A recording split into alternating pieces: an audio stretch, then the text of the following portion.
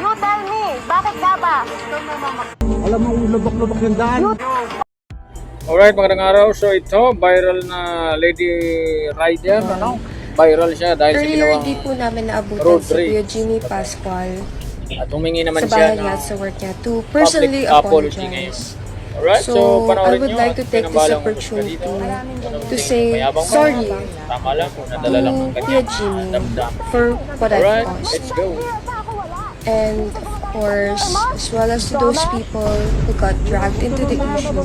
Ikaw ang wag ganon. Sorry din Use your po side sa mirror. citizen of Zambales, the riding community, especially the off-road community. Pwede mo nga This fucking issue flip na is to, all for on good me. naman. I'm still learning. Pakay natin. This one especially the hard way. I promise to be more patient next time, especially on the road. And I'll listen to my ates and kuyas more. Na-feel ko na po yung mundong maraming galit Alright, and so ayoko yan, na pong humingi na maulit siya po ng yun. public Again, apology. sorry po at Sa pasensya nangyari po at ulit. Maraming alam na salamat niyang po. mali siya. Yan. Kaya ito naman si Kuya, mabait na tao. Eh. Hindi niya na talagang kinumpronta. Pero sa laki ba naman yan? Ako po. Mahirap na.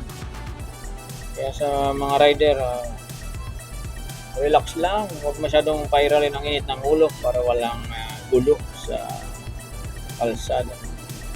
Alright. So, kayo nang bahalang umusga. At tama naman ang ginawa ni ate na humingi na lang siya ng apology para wala ng gulo. Maraming mangbabasa kanya yan. Alright?